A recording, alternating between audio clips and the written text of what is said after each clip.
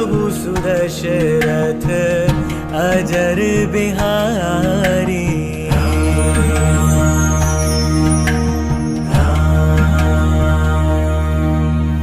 राम सिया राम जय जय राम। श्री रामचंद्र भगवान की जय। कल के दिन हमने देखा है किस प्रकार प्रभु रामचंद्र सीता लक्ष्मण सहित साथ में विभीषण हनुमान अंगद आदि जितने वानर उनके साथ अयोध्या की तरफ लौट रहे। तब अयोध्या की तरफ लौटते समय जो जो उनके स्थान थे वे सब सीता जी को बतलाए। उसके बाद निषाद, केवट, अत्रि मुनि, वाल्मीकि ऋषि, भारद्वाज ऋषि आदि सबके उन्होंने फिर से दर्शन किए। और फिर समय बहुत कम रह गया। रामचंद्र जी को ऐसा लगा कि समय बहुत कम है, इसीलिए हनुमान जी को भेज दिया। पहले कहते हैं कि रहा एक दिन अवधि कर अति आरत पुरलोक, जहां तहां सोच ही नारी नर कृष तन राम वियोग। एक दिन बचा हुआ है।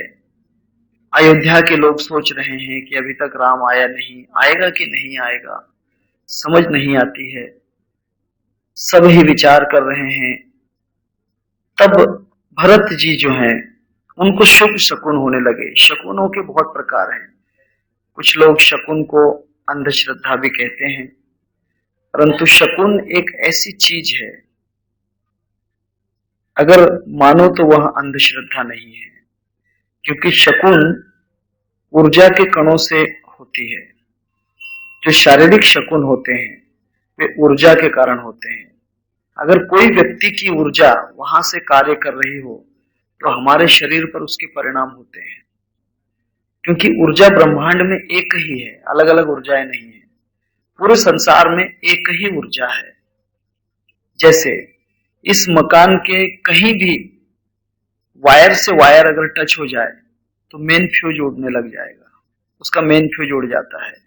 अब जो बिजली की मेन कनेक्शन लाइन है, इसकी वायर से वायर अगर टच हो जाए तो डीपी का फ्यूज उड़ जाता है, वगैरह वगैरह प्रकार। उसी तरह से जब ऊर्जा किसी व्यक्ति के द्वारा निकलती है तो जिसके लिए वह ऊर्जा निकली है वह ऊर्जा उससे जाकर टकराती है, जिसके कारण शकुन होते हैं। अब इसका ही परिणाम पाश्चिमात्य देश वालों ने टेलीपैथी नाम से निकाला है। टेलीपैथी में ऊर्जा निर्माण की जाती है। रेकी होती है, रेकी में भी ऊर्जा की जाती है। तब यह ऊर्जा उसके ऊपर परिणाम करती है। टेलीपैथी में कहीं भी व्यक्ति हो उसके ऊपर उस ऊर्जा का असर होता है। यह बात है। ऊर्जा बहुत बलवान चीज है संसार में। ऊर्जा को जीतना चाहिए। ऊर्जा का मतलब चेतन शक्ति, चेतनता, चैतन्य शक्ति जो होती है, इसको जीतना पड़ता है। ये चेतन शक्ति के जीतने के बहुत तरीके हैं। कोई नाम से भी जीत लेता है। नाम चिंतन करो, अखंड नाम चिंतन करो तो ऊर्जा प्रज्वलित होती है कोई भी चीज से। कोई योगा करता है, उससे भी ऊर्जा प्रज्वलित होती है। किसी साधु संतों के स्पर्श से भी ऊर्जा प्रज्वलित हो जाती है, जिसे शक्तिपात कहते हैं। कभी कभी पूर्व जन्म के संकेत से भी ऊर्जा जागृत हो जाती है। वेदों में 3 प्रकार से शक्तिपात बतलाया है। एक जो होता है दैविक शक्तिपात होता है, एक पूर्व शक्तिपात होता है और एक संग शक्तिपात होता है। अर्थात गुरु के सानिध्य से, संतों की सानिध्य से शक्तिपात होता है, उसके संग सानिध्य शक्तिपात कहते हैं। दूसरा जो होता है वह पूर्व संकेत का जो शक्तिपात होता है। पूर्व जन्म में किसी ने आपको शक्तिपात किया हो तो इस जन्म में वह ऊर्जा आपकी कार्य करने लग जाएगी। और तीसरा जो होता है दैवी शक्तिपात होता है। भगवान की कृपा से वह शक्तिपात, अगर भगवान की अनुकंपा आपके ऊपर हो जाए तब वह शक्तिपात आप पर अपने आप हो जाता है। ये 3 प्रकार के शक्तिपात वेदों में बतलाए हैं। वेदों के द्वारा आपको इसका ज्ञान मिलेगा। अब देखिए, जो दैविक शक्तिपात है वह भगवान की मूर्ति द्वारा भी प्राप्त हो जाता है। कोई कोई भगवान की मूर्ति का अखंड चिंतन करते हैं, जैसे मीराबाई। वह जो मूर्ति थी कृष्ण की, उसी को वह पति मानती थी, उसको ही अपना सब कुछ मानती थी। मारो तो गिरधर गोपाल और न दूजो कोई। स्वयं भगवान श्री कृष्ण उसके सामने खड़े हो गए हरिद्वार में, परंतु उसने कहा कि तुम मेरे गोपाल नहीं हो, मेरे गोपाल तो मेरी बगल में है। बगल में मूर्ति रहती थी, मेरे गोपाल मेरी बगल में है। भगवान कहे कि अरे वो तो मेरी प्रतिमा है, मैं स्वयं भगवान हूं। उसने कहा कि मैं स्वयं भगवान को, भगवान से मेरा कोई संबंध नहीं, मेरा संबंध इसी प्रतिमा रूपी भगवान से है। तब वह जो मूर्ति है मीराबाई के ऊपर दैवी शक्तिपात करती है। ऐसे जो हमारे तीर्थ हैं, 12 ज्योतिर्लिंग हैं, 4 धाम हैं और अनंत प्रकार के ऐसे जो मुख्य मुख्य स्थान हैं, वहां से दैवी शक्तिपात प्राप्त होता है। इसीलिए तीर्थ यात्राओं के अंदर जाकर, तीर्थ यात्रा में अगर जाते हो तो वहां पर चिंतन करना चाहिए। जिस देवता के दर्शन के लिए जाते हो, आजकल तो टूरिंग वाले ले जाते हैं सब, ये जो ट्रैवल वाले लोग लेके जाते हैं, बस 5 मिनट मंदिर में गए, आगे के गांव चलो, उसके अगले स्टॉप पे चलो, उसके अगले स्टॉप पे चलो, कोई फायदा नहीं होता है। वो तो आप पिकनिक पार्टी मनाने के लिए जा रहे हो, घूमने सहल के लिए जा रहे हो, भगवान के दर्शन के लिए कहाँ जा रहे हो। दर्शन का मतलब होता है, दर्श का मतलब होता है देखना, और अन का मतलब कोई नहीं, दूसरा कुछ भी नहीं देखना, उसको दर्शन कहते हैं। 2 शब्दों से दर्शन शब्द बना है, दर्श अन। अन का मतलब नहीं, अन का मतलब नहीं।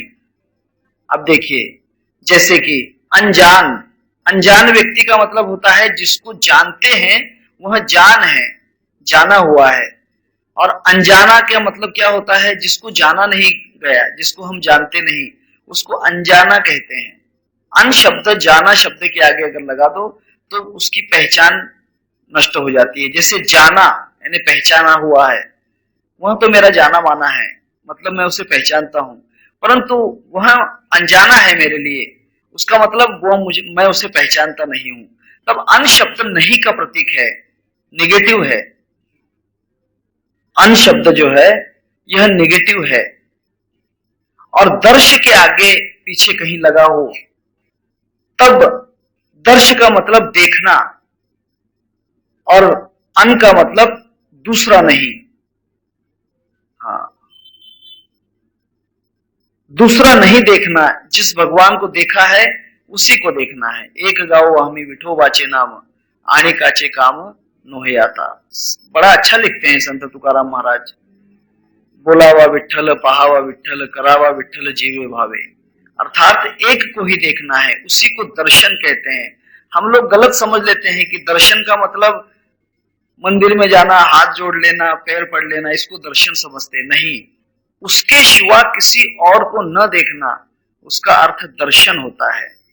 जब तीर्थ में किसी जाओ तब उसी भगवान के चिंतन में बैठ जाओ, जब तक उसके हमें दर्शन नहीं हो जाते, वो दिखाई नहीं देता, जब तक दूसरा दिखाई दे रहा है तब तक हमारी यात्रा झूठी है। और यात्रा में अक्सर लोग ऐसा ही करते हैं, पंढरपुर जाएंगे तो घोंगड़ी बाजार, चूड़ी बाजार, है ना, और फिर बाद में क्या कहते हैं वो मृदंग बाजार, फिर ना जाने कहाँ कहाँ घूमते हैं।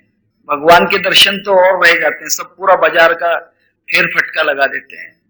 आलंदी भी जाते हैं तो फिर यहाँ से क्या है, कहीं और कहीं और कहीं और। मैं आपको कुछ बोलूंगा नहीं, क्या मैं बोलूंगा आपके लिए, 12 जगह भटकते रहते हैं। दर्श अन, दूसरा दर्शन नहीं, सिर्फ एक जो आंखों में समाया है उसी को देखना है और किसी को नहीं देखना है, उसको दर्शन कहते हैं। तब ये अवस्था आना चाहिए। इसीलिए मेरा कहना है कि भगवान की जो ऊर्जा है, चैतन्य शक्ति है, वह सब जगह से प्रवाहित होती है, दैविक शक्तिपात होता है, परंतु आपके अंदर दर्शन करने की ताकत नहीं, दर्शन करने की आपकी वृत्ति नहीं होती। आप मंदिर में जाते हैं लेकिन आपका लक्ष्य दूसरी तरफ भटकता है, इसीलिए दर्शन नहीं होते, इसीलिए ऊर्जा आप पर काम नहीं करती। यह बात है। दूसरी बात, पूर्व जन्म की जो शक्ति है, चेतनता है, वह कभी कभी प्रज्वलित हो जाएगी, कभी कभी, सब पर नहीं होती है।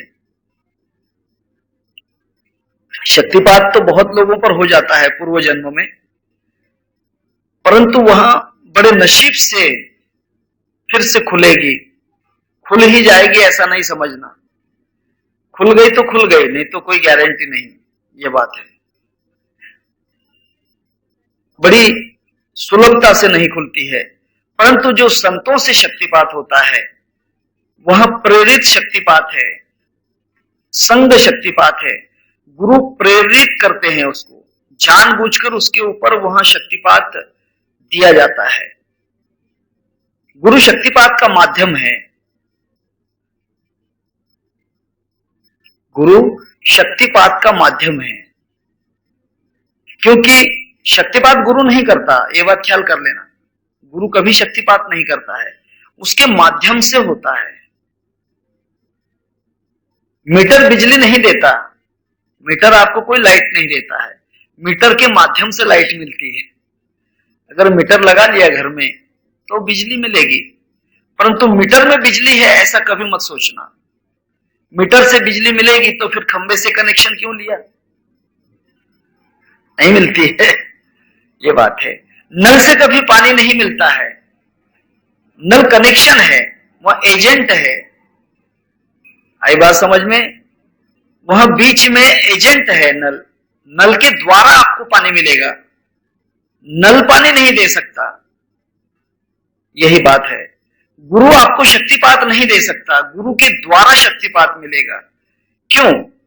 क्योंकि गुरु का कनेक्शन उस प्रवाह से हो जाता है, नल का कनेक्शन उस आने वाले प्रवाह से होता है, इसीलिए उस नल से पानी मिलता है। मीटर का कनेक्शन उस इलेक्ट्रिक प्रवाह से होता है, इसीलिए मीटर से हमें कनेक्शन लाइट मिलती है। ऐसा गुरु का संबंध, इसीलिए तो गुरु करो छान के, गुरु करो जान के और पानी पियो छान के। गुरु समझ कर करना चाहिए, किसी को भी गुरु नहीं किया जाता। मराठी में कहावत है, आपको बुरा तो नहीं लगेगा, आई बाई ने दिली भर उठवो बहन नवरा कर। ऐसा चलता है क्या? ऐसा नहीं चलता है। पहले गुरु को पहले पहचानो। गुरु ब्रह्मनिष्ठ चाहिए,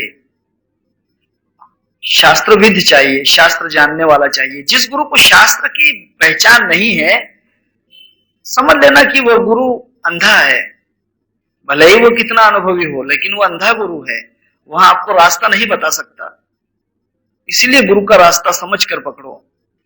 सबको गुरु नहीं कहते हैं, गुरु गुरु में भेद है, गुरु गुरु में भाव, सोही गुरु नितवंदी जो शब्द बतावे दाओ। शब्द का भेद बताने वाला गुरु चाहिए, गुरु पारखी चाहिए। जब तक गुरु से ज्ञान नहीं मिलता है, क्योंकि गुरु का अर्थ ही ज्ञान है। गुरु गुप्त अंधकार रू रू प्रकाश, जो अज्ञान रूपी अंधेरे से निकालकर प्रकाश हमारे अंदर कर दे, उसका यह अर्थ गुरु होता है। जो प्रकाश नहीं कर सकता, उस गुरु को क्या मतलब है? उस गुरु से मतलब नहीं, ये बात है। अगर आपको हीरा भी दे दिया उसने, परंतु आपको पहचान नहीं दी कि इसे क्या कहते हैं, तो कोई मतलब नहीं। किसी धनगर को अगर किसी ने रत्न दे दिया, तो वह धनगर उस रत्न को बकरी भेड़ के गले में ही बांध देता है, उससे मतलब नहीं। लेकिन उसको समझाकर बतलाओ कि यहाँ करोड़ों रुपए कीमत का हीरा है, यह जो रत्न है इसकी कीमत बहुत है, तब वह बकरी के गले में क्यों बांधेगा, भेड़ के गले में क्यों बांधेगा? इसीलिए शास्त्रविद गुरु होना चाहिए। ब्रह्मक्षोत्रिय कहते हैं उसे, ब्रह्मनिष्ठ गुरु ब्रह्मक्षोत्रिय, शास्त्र जानने वाला, वेदांतवादी और स्वयं अनुभवी चाहिए गुरु।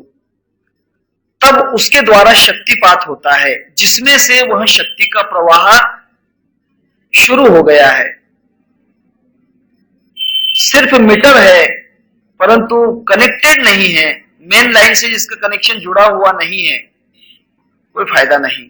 और दूसरी तो बात ख्याल कर लेना मीटर जैसे सील होता है, मीटर को सील होना चाहिए, है ना। अगर मीटर का सील टूटा हुआ हो तो नुकसान है। बिजली जो इस्तेमाल कर रहे हैं, मीटर का सील टूटेगा लेकिन दंड मीटर नहीं भरेगा, इस्तेमाल करने वाला भरेगा, ख्याल कर लेना। हाँ, उसके चेलों को भरना पड़ता है। वो दंड किसको भरना पड़ता है?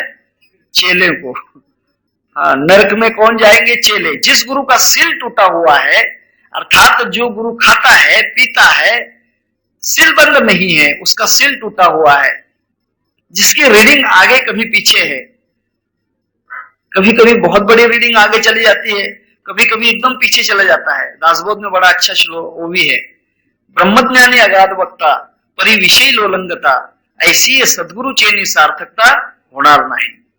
जो मीटर तो है परंतु सील बंद नहीं, विषयों में अटका हुआ है, वो गुरु से सार्थकता नहीं हो सकती। यानी मीटर का सील टूटा हुआ हो तो घर में जो बिजली का इस्तेमाल कर रहे हैं उस मीटर से लेकर उनको बहुत बड़ी सजा भी हो सकती है, नरक यातना भी भोगना पड़ सकती है। इसीलिए गुरु पाबंद चाहिए, गुरु यम नियम पालने वाला चाहिए। मेरी बात का बुरा मत मानना कोई भी, मैं आपको सही बात बतला रहा हूं, बाकी आपकी मर्जी, आंकड़ा डाल के भी ले सकते हो। इलेक्ट्रिक का जो कनेक्शन है उस पे आंकड़े भी डालते हैं बहुत से लोग, ये बात है। लेकिन ख्याल कीजिए, उसमें डर है, उसमें डर है। थोड़ा बहुत प्रकाश मिलेगा घर में लेकिन डर है, उसमें बहुत बड़ा डर है। जिस दिन पकड़े जाओगे वो दिन बहुत बड़ा नुकसान है, बहुत बड़ा दंड मिलेगा। और पकड़े तो जाना ही है, पकड़ा तो जाएगा ही, क्योंकि वहां पर हजारों आंखें हैं। ये कोई इस बिजली की चोरी नहीं है, चैतन्य की शक्ति की चोरी है। उसको उतनी देर छुड़ाओगे, ऐसी बात है। कबीरदास कहते हैं, गुरुबिन माला फेरते गुरुबिन करते दान, गुरुबिन तो सब निष्फल गया बूझो वेद पुराण।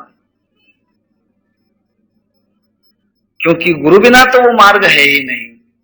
न करिता सदगुरु भजन, नोहे भव वृक्षाचे छेदन, जरी कोटि कोटि साधन आने आन के लिए। हमको तो गुरु ही नहीं करना, हम तो किताबें पढ़ पढ़ के सब कुछ प्राप्त कर लेंगे, फंस जाएगा। आंकड़ा डाल के मत लाइन ले, कभी करंट लग जाएगा तो उस दिन फिनिश हो जाएगा, क्योंकि बिजली का करंट लगने में समय नहीं लगता। इसीलिए वह चेतनता जो होती है, जिस गुरु से प्रवाहित होती है, और ख्याल कीजिए ऐसे गुरुओं के भी लक्षण होते हैं, ऐसे भी गुरुओं के लक्षण हैं, वो मैं आपको नहीं कहूंगा। आई बात समझ में? क्योंकि इन लोगों के लक्षण होते हैं, ये मूल में कुछ भी नहीं दिखेंगे आपको, दिखाई कुछ नहीं देंगे। एक आश्चर्य है, मुक्तानंद स्वामी एक सादी धोती पहनते थे सफेद, बदन में कभी कपड़े भी नहीं पहनते थे। बहुत किसी ने आग्रह किया तो एक जैकेट जैसा पहन लेते थे मुक्तानंद जी, और एक फटी सी धोती। नित्यानंद जी तो वो कुछ भी नहीं पहनते थे, पहले पहले कपड़े ही नहीं पहनते थे। फिर बाद में लोगों के आग्रह के कारण उन्होंने कोपिन धारण की। झिपरू अण्णा तो कुछ भी धारण नहीं करते, बिल्कुल दिगंबर अवस्था में ही उन्होंने प्राण का त्याग किया। ख्याल कीजिए, गोंदवलेकर महाराज, उनका चरित्र मालूम है ना आपको। गोंदवलेकर महाराज ने तो कभी कपड़े पहने ही नहीं, बड़े महाशक्तिपात करने वाले थे गोंदवलेकर महाराज, विद्वान थे। उनके बाद में गुड़वनी महाराज, बाकी तो बहुत से हैं। संत तुकाराम महाराज शक्तिपात वाले थे, जिनके ऊपर चैतन्य बाबा चैतन्य जो थे, बाबा जी सदगुरु जो चैतन्य अखाड़े से थे, उन्होंने उस पर शक्तिपात किया और उन्होंने निड़ोबा के ऊपर किया, स्वर्ग से आकर निड़ोबा के ऊपर किया। दूसरी बात, उसकी एक शिष्या है जिसका नाम बहिणाबाई है, जो किताब अपने कमलनाथ महाराज ने पढ़ी है किताब, वो बहिणाबाई। उसने अपने करीब 32 के 33 जन्म पिछले जन्म देखे और शक्तिपात का वर्णन उसने खुद किया है। संत तुकाराम महाराज की शिष्य थी बहिणाबाई। ये जलगांव वाली बहिणाबाई चौधरी नहीं, वो बहिणाबाई अलग है, उसकी अभंग की किताब है। आई बात समझ में? वो अलग है। हाँ, बहिणाबाई की गाथा अच्छी किताब है, पढ़कर देखना, आलंदी में मिलती है, मेरे पास में है। अगर आपको पढ़ने के लिए चाहिए तो चाहिए, लेकिन पत्ते फाड़ फाड़ के लाना उसके, पेजेस जो होते हैं ना, पान फाड़ फाड़ के लेके आना, अच्छा रहेगा। नहीं तो नहीं तो फिर किताब पढ़ने में फायदा ही क्या है। जो किताब के दो चार पन्ने नहीं फाड़े तो वो किताब पढ़ने वाला अच्छा थोड़ी दिखाई देता है। पढ़ने वाले की तो पहचान है कि उसने किताब को हाथ लगाया, ये तो बात है ना। किताबें बहुत संभाल के रखना चाहिए, अपने जीवन से भी ज्यादा किताबें। मैं खुद की बड़ाई नहीं मारता हूं, मैं किताबों के लिए घर में झगड़ा भी कर लेता हूं। किताबों के लिए आपको बुरा लगता होगा, आपके पड़ोस में बैठी है, पूछ लेना किताबों के लिए। नहीं, पूछ लेना, मैं झूठ नहीं कहूंगा, क्योंकि मैं तो उनके सामने कहता हूं। मैंने जिंदगी में उनसे कभी बुरा नहीं कहा, परंतु किताब कभी बिगड़ गई तो फिर उनका भला कभी नहीं किया। बोलिए जय सिया राम। मारपीट नहीं की, परंतु क्रोध जरूर किया है किताबों के लिए, ये बात है। क्योंकि किताबों को मैंने अपने गुरु की जगह माना है, ये बात है। किताबों से जो ज्ञान प्राप्त होता है वह कहीं पर नहीं मिलता है, इसीलिए किताबों को अपनी आत्मा समझकर उसमें जिंदा रहने की कोशिश करो। किताबों से प्रेम करना सीखो, बहुत बड़ा विवेक प्राप्त होगा।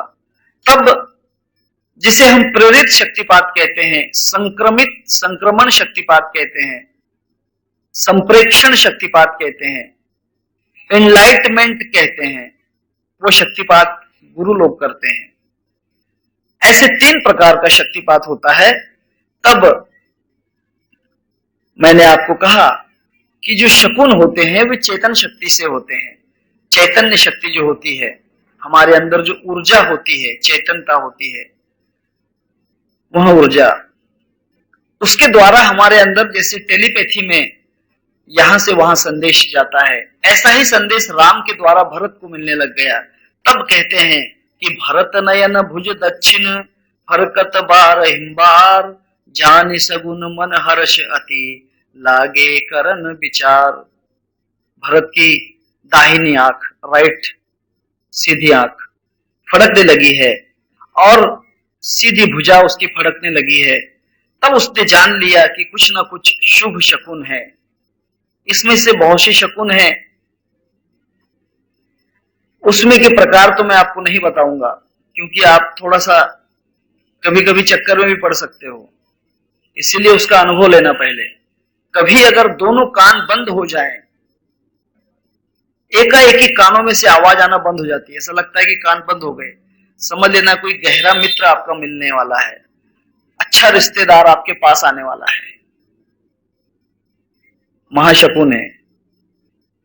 पीठ फड़कती है, सगा भाई आपके पास आने वाला है, या कोई आपसे बड़ा आपको आशीर्वाद देने वाला व्यक्ति आने वाला है। पैर अगर खुजाते हो, पैरों के अंदर अचानक खुजली होती है, कहीं ना कहीं परदेश, कहीं ना कहीं प्रवास करना पड़ेगा।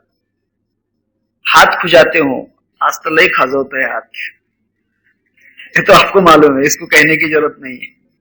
हाँ, लेकिन लेफ्ट हैंड अगर खुजाता हो तो पैसा जाएगा, राइट हैंड अगर होता हो खुजली वहां पर तो पैसा आएगा, ये बात है। इसके स्थान भी होते हैं, बहुत से स्थान है, ठीक है, इसके ऊपर मैं शकुन के विषय में ज्यादा कुछ नहीं कहूंगा।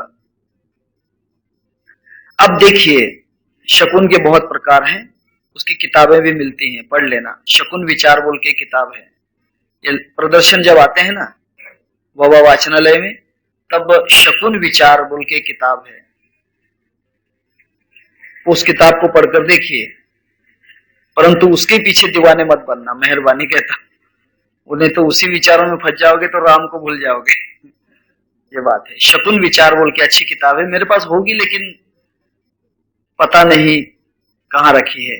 तब कहते हैं, रहे हु एक दिन अवधि अधारा, समझत मन दुख भय हुआ पारा, कारण कवन नाथ नहीं आयऊ, जानी कुटिल की मोहि बिसरायऊ। भरत कहते हैं कि शायद मेरा दोष हुआ, मेरे कारण राम को वनवास जाना पड़ा, इसीलिए राम अभी तक नहीं आए, शायद मुझ पर नाराज हैं, मेरे ऊपर नाराज हैं। इस प्रकार बहुत से विचार कर रहे हैं। तब वहां पर उसी समय हनुमान जी को प्रस्तावित किया गया था कि हनुमान जी भरत को पहले जाकर आप सूचना दो। तब हनुमान जी एक ब्राह्मण के रूप में वहां पर आए और वहां पर आने के बाद उन्होंने उनसे कहा कि हे भरत, राम जी आ रहे हैं, क्योंकि अब कुछ भी चिंता वाली बात नहीं। तब भरत कहते हैं कि कपि तव दर्श सकल दुख बीते, मिले आज मोहि राम प्रीते। हे ब्राह्मण देवता, तुम्हारे संदेश मिलते ही अब मेरे जितने दुख हैं वे सब चले गए हैं। भरत मिलन, फिर से जो भरत मिलन है, यह एक मिलन भरत का वियोग है, दूसरा मिलन संयोग है। हाँ, ख्याल कीजिए, योग 3 प्रकार के होते हैं। एक योग होता है, योग कभी बिछड़ता नहीं है, वियोग बिछड़ा देता है और संयोग फिर से मिला देता है। योग, वियोग और संयोग, ये 3 अवस्थाएं होती हैं। पहले राम और भरत इनका योग था, एक साथ में रहते थे, फिर वियोग हो गया, अर्थात चित्रकूट पे उनकी मुलाकात हुई परंतु राम जी ने उनको लौटा दिया, उसको वियोग कहते हैं। फिर से वहां मिल गए 14 वर्ष के बाद, उसे संयोग कहते हैं, संयोग।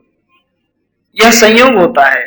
देखिए, आप और आपका स्वरूप जो परमात्मा है यह एक ही है, 2 नहीं, परंतु यह योग ही अवस्था है, परंतु इसका वियोग हो चुका है।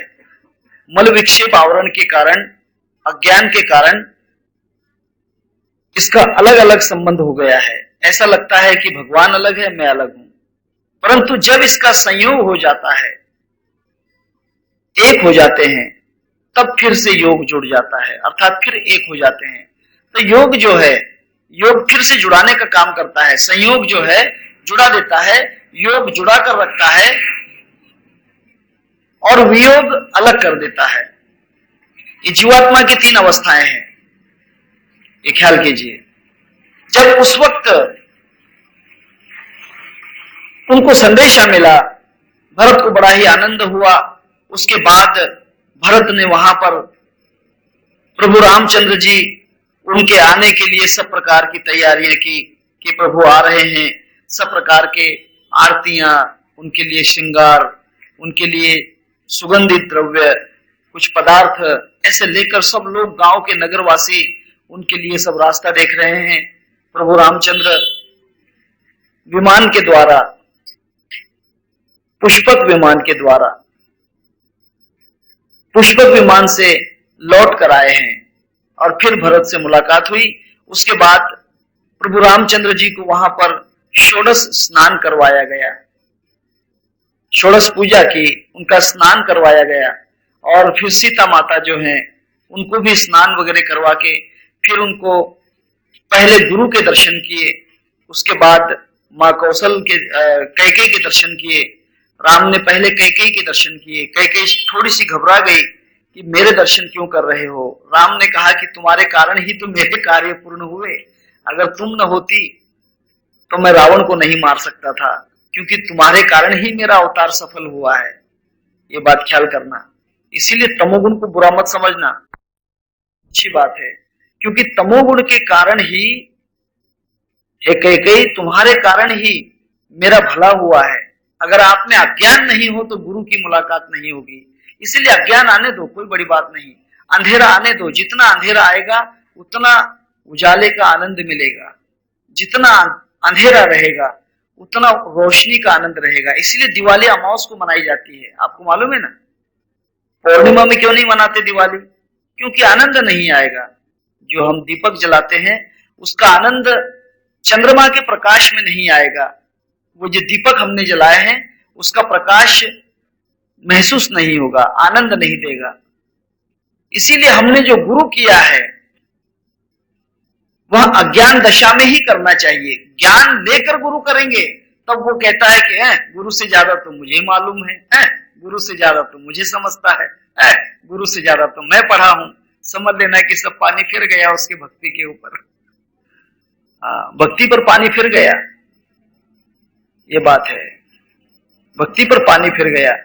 जो समझदार गुरु होते हैं वे कभी भी ऐसे शिष्यों को दीक्षा नहीं देते, उनको सहयोग करते हैं। ख्याल कीजिए, मेरी बात का विचार करना। अगर किसी गुरु से कोई शिष्य टूटा हो, उसको सहयोग देते हैं, दीक्षा नहीं देते, क्योंकि दीक्षा देने में उसको फलेगी नहीं, फलती नहीं है, ये बात है। उसको सहयोग करने में उसको साथ मिल जाता है, इसीलिए उसको सहयोग कर सकते हो आप, उसको मदद कर सकते हो। वशिष्ठ के शिष्य राम थे, उनको विश्वामित्र ने सहयोग किया, शिष्य नहीं बनाया। अगस्त्य ने उनको मंत्र दिया परंतु शिष्य नहीं बनाया।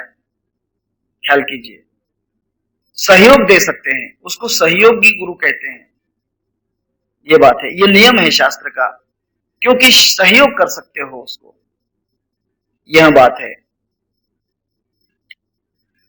यह जीवन का अर्थ ही कुछ और है। तब तमोगुण में कह रहा था कि कैकेयी जो है, बुराई जो होती है, बुरी बात जो होती है, वो अच्छी बात की सहयोगी होती है। जैसे भूख बुरी बात है, परंतु भूख ना लगे तो भोजन का स्वाद भी नहीं आएगा, भोजन अच्छा नहीं लगेगा आपको। प्यास बहुत बुरी बात है, परंतु प्यास नहीं रहे तो जल का स्वाद भी नहीं लाएगा। गरीबी बहुत बुरी बात है, परंतु गरीबी न रहे तो पैसे की कीमत भी नहीं समझेगी, पैसा कैसे कमाते हैं वो नहीं समझेगा। बीमारी बहुत बुरी बात है, परंतु तंदुरुस्ती की क्या ताकत है, तंदुरुस्ती कितनी अच्छी होती है, तब तक नहीं समझ में आएगी, ये बात है। इसीलिए बुरी बात जो होती है उसको पहले वंदन करो। हाँ, इसीलिए संत ज्ञानेश्वर महाराज ने पहले वंदन किसको किए? जे खळांची व्यंकटी सांडो, दया सत्कर्मी रति वाढो, भूता परस्परे पड़ो मैत्र जीवांचे। फिर बाद में कहता है दुरितांचे तिमिर जाओ, मतलब अज्ञानियों का अज्ञान दूर हो जाइए। दुरित मतलब जिसको ज्ञान नहीं है, तिमिर का मतलब अज्ञान। दुरितांचे तिमिर जाओ, विश्व स्वधर्म सूर्य पाहो, जो जे वांछित होते लाहो प्राणी जात। फिर संतों को कहता है वर्षत सकल मंगली, ईश्वरी निष्ठांची मांदियाड़ी, पसायदान पढ़िए। तब बुराई को पहले वंदन करना चाहिए। मैं कहता हूं आपको, जीवन का रहस्य सीख लेना कि अंधेरा ही भगवान ने पहले दिया है। अंधेरे से हम पहले मिलते हैं जब उजाले की कीमत समझती है, क्योंकि माँ के गर्भ में अंधेरा होता है जब बच्चे को प्रकाश अच्छा लगता है। अगर वहां अच्छे अच्छे लाइट रहते, हेलोजन रहती, तो बच्चा पैदा होने के बाद में आंखें बंद करके रहता, उसको उजाला अच्छा नहीं लगता, क्योंकि वहां तो बहुत बड़े बड़े लाइट देख लिए, बहुत ही अंधेरा देख लिया, उजाला देख लिया, फिर और उजाला देखने की क्या इच्छा है। इसीलिए अंधेरे में बच्चे को रखा जाता है। और एक जगह तो लिखा है कि बच्चे का जन्म अंधेरे में होना चाहिए। बच्चे की जब डिलीवरी होती है माँ के गर्भ से, तब उस वक्त जब तक बच्चा रो रहा है तब तक ब्लैकआउट करना चाहिए, बिल्कुल अंधेरा।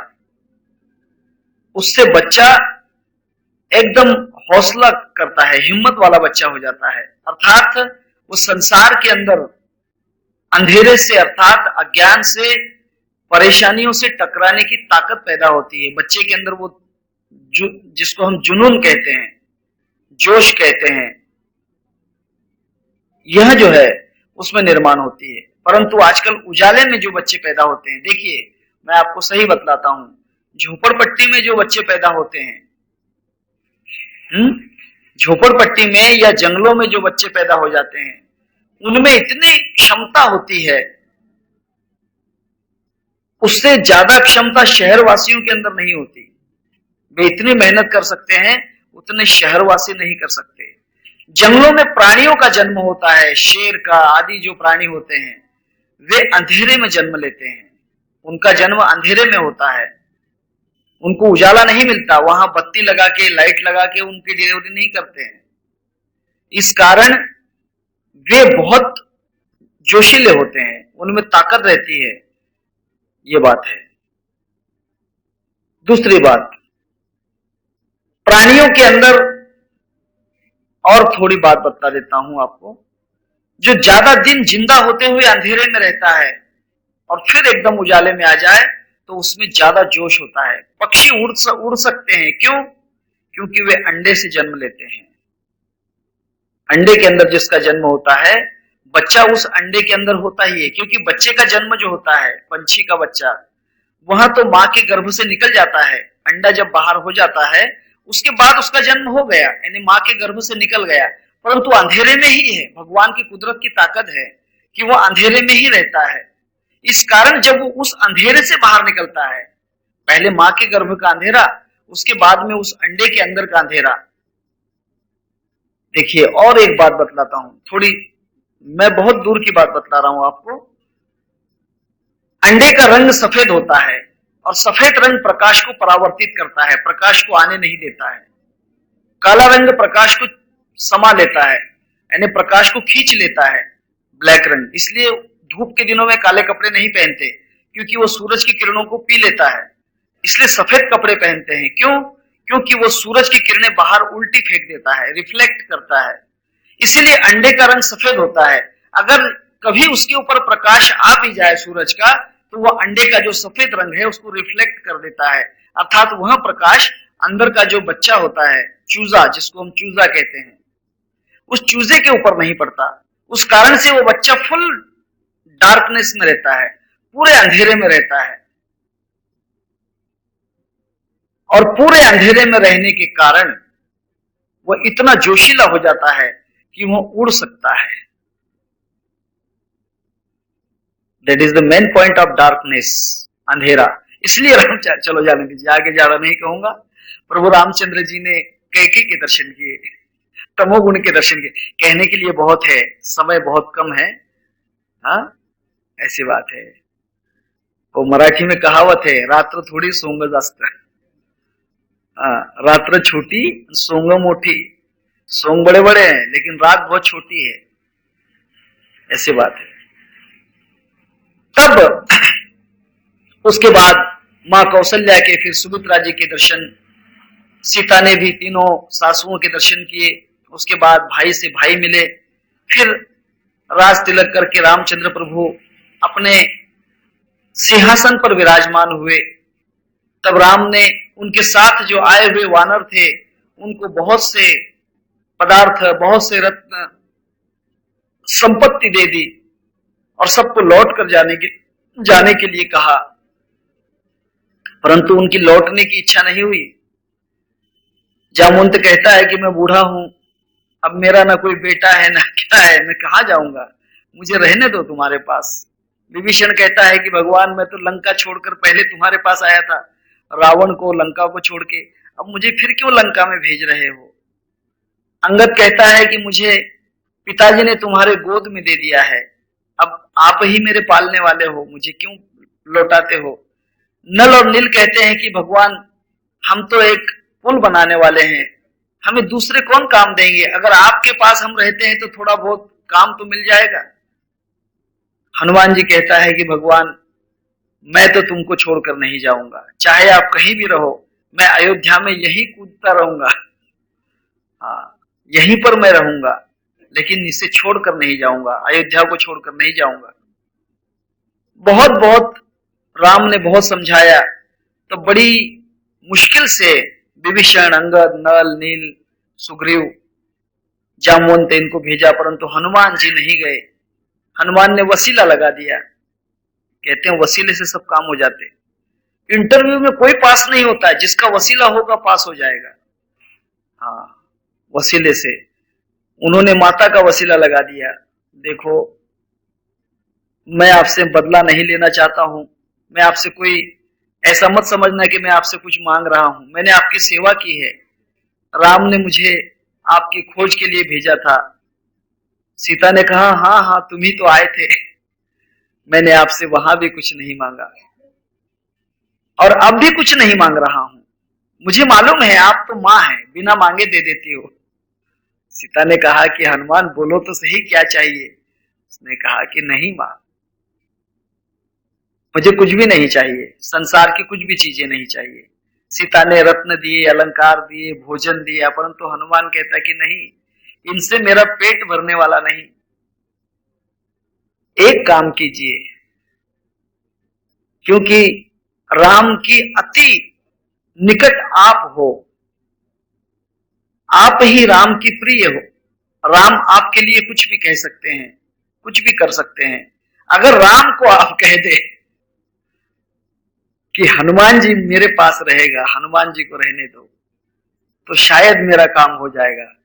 सीता ने कहा बस यही बात, इतनी सी बात मैं कहूंगी राम से। तब सीता जी ने राम जी से कह दिया, वसीला कैसे लगाते हैं मुझे मालूम नहीं, स्त्रियां वसीला लगाती हैं, ये बात है। स्त्रियां बहुत वसीले लगाती हैं और लग जाते हैं बहुत से तीर निशाने पे, बहुत से वसीले लग जाते हैं, ये बात है। राम जी ने मान लिया कि ठीक है, हनुमान जी तो तुम्हारा बहुत प्रिय हो गया, क्योंकि हनुमान ने ही आपकी शोध लगाई, हनुमान ने ही आपके लिए इतना कष्ट उठाया। सब वानरों में प्रिय मुझे हनुमान है, इसीलिए। और वहां आदर्श भक्त है, सखा है, दास है, दासता ज्यादा है उसके अंदर, यह बात है, इसीलिए उसे रहने दो। हनुमान ने तो छलांग लगा दी ब्रह्मांड में, उसने कह दिया कि बस काम हो गया, पूरा काम हो गया, अब तो कुछ भी नहीं, अब तो मुझे कुछ भी नहीं चाहिए। उस दिन से हनुमान सीता जी का भी चिंतन करने लग गए। अखंड ब्रह्मचारी थे, स्त्री का चिंतन कभी नहीं करते थे, परंतु राम के साथ सीता का चिंतन करने लग गए। बोलो जय सिया राम।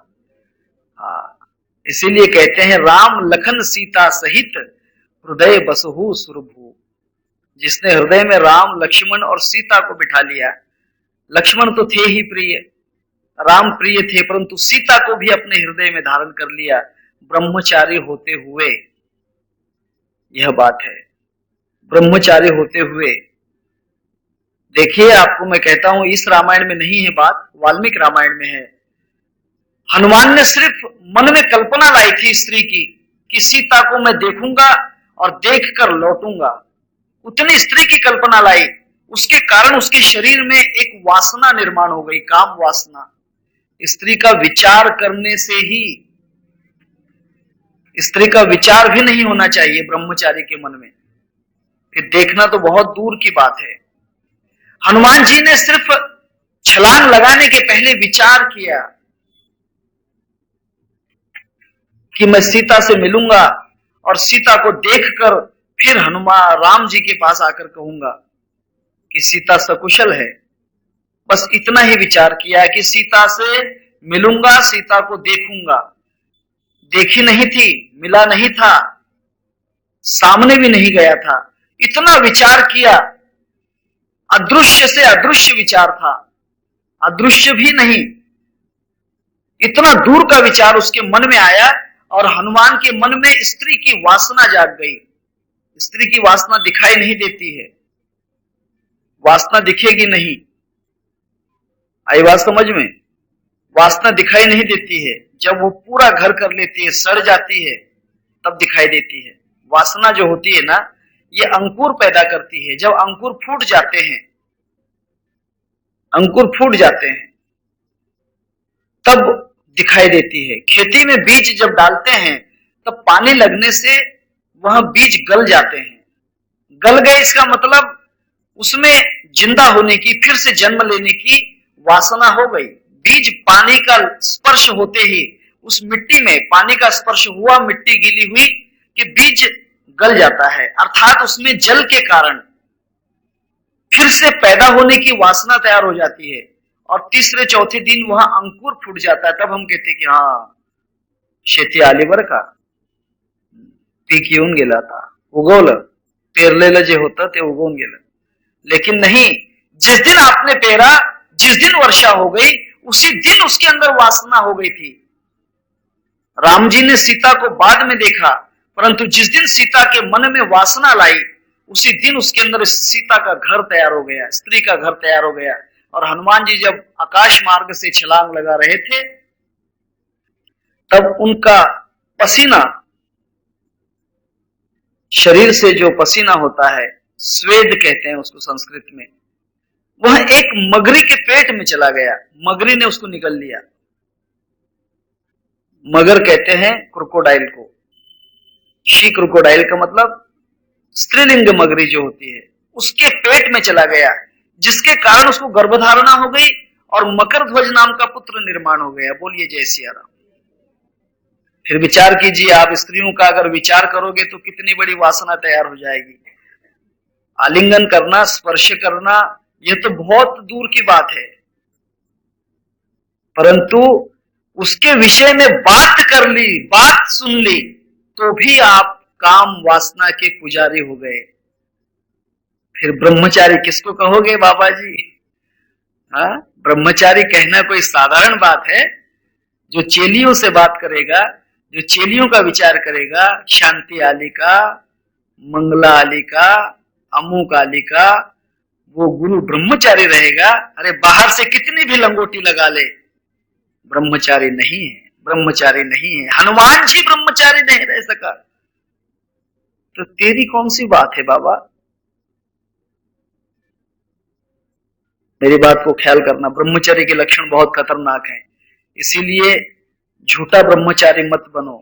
ब्रह्मचारी बनते हो तो स्त्रियों को शिष्य मत बनाओ, स्त्रियों का संग मत करो। ब्रह्मचारी अगर हो, सच्चे ब्रह्मचारी हो, तो जहां पर पति पत्नी का निवास है उस घर में मत विश्राम करो, उस घर में मत जाओ। लेकिन आगे अब कलयुग है, कलयुग में तो पूछो ही मत। हमको ज्ञान सिखाते हो, हम तो बहुत ऊंचे बाबा हैं, बहुत ऊंचा है, ठीक है, हमें क्या करना है? तब सीता जी को उन्होंने हृदय में बसा लिया। तब हनुमान जी वहां के भगवान के पक्के भक्त हो गए। फिर सीता को बड़ा आनंद हुआ कि हनुमान जी तुम हुए, ठीक है, तुम तो दास हुए किसके? राम जी के हुए। तुम तो राम जी के लिए रुके हो, मेरे लिए थोड़ी रुके हो। उसने कहा कि मां, तुम्हारे लिए तो मैं हूं ही, तुम्हारी जो आज्ञा होगी बोलो। उसने कहा कि मैं तुम्हें दे रही थी परंतु तुमने कुछ लिया ही नहीं। उसने कहा कि मां, तुमने मेरा काम कर दिया है, अब तुम मुझे जहर भी दोगी तो मैं ले लूंगा, बोलो क्या देना है, क्या चाहिए? उसने कहा कि देख, तू राम का भक्त है, तेरे अंदर में राम है, तो मैं कहां रहूं?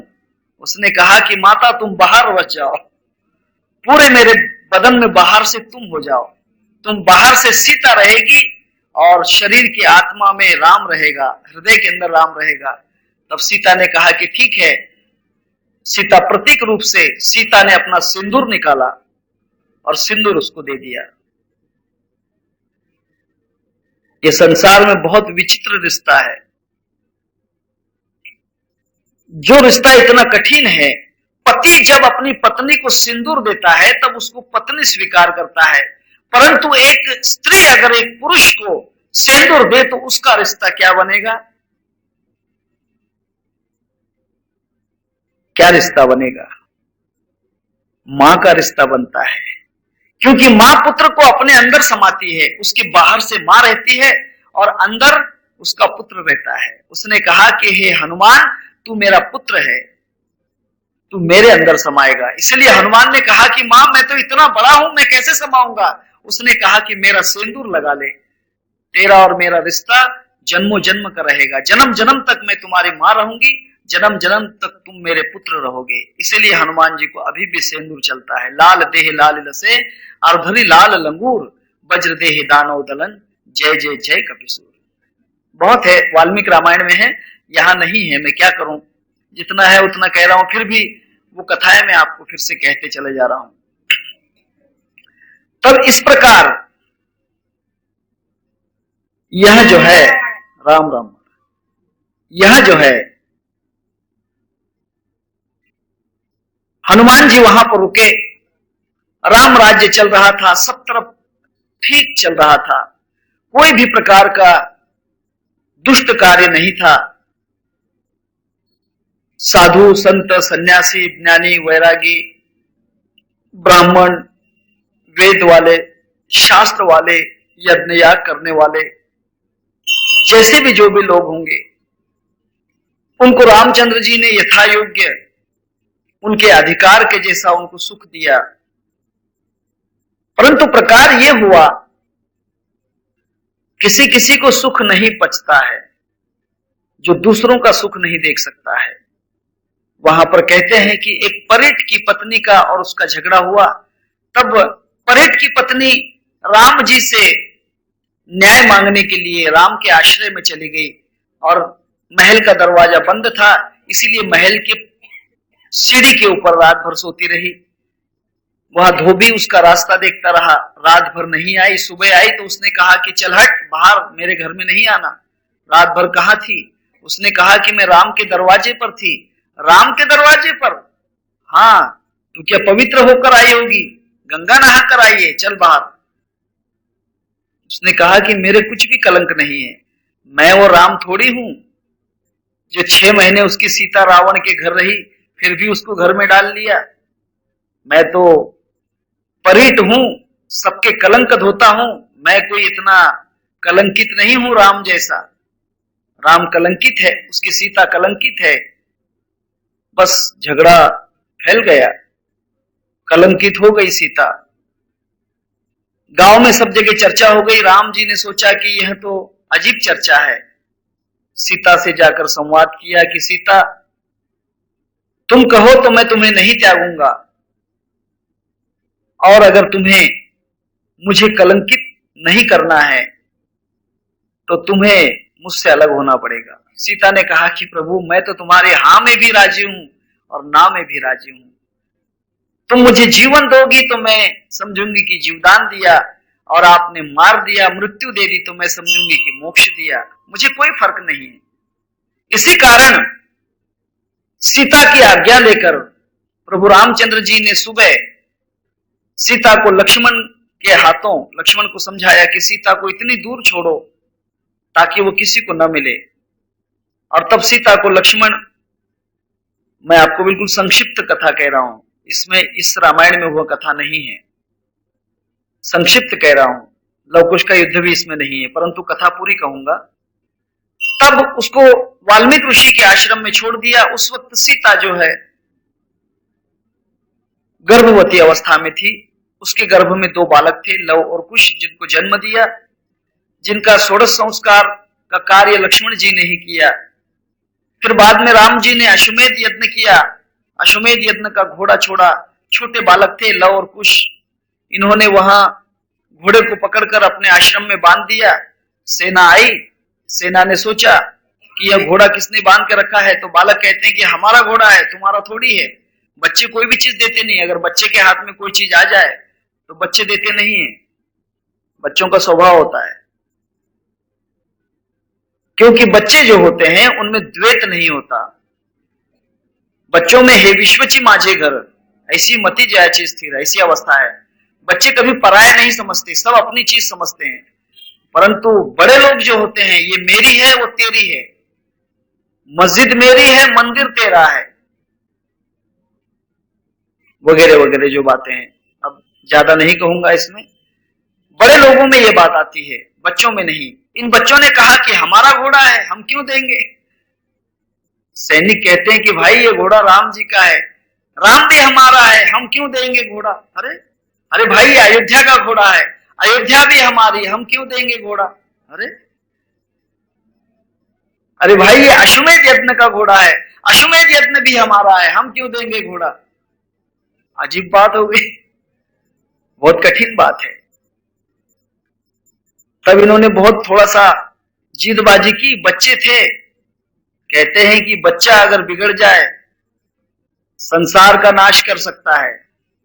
ख्याल कीजिए, बच्चा अगर बिगड़ जाए तो संसार का विनाश हो सकता है,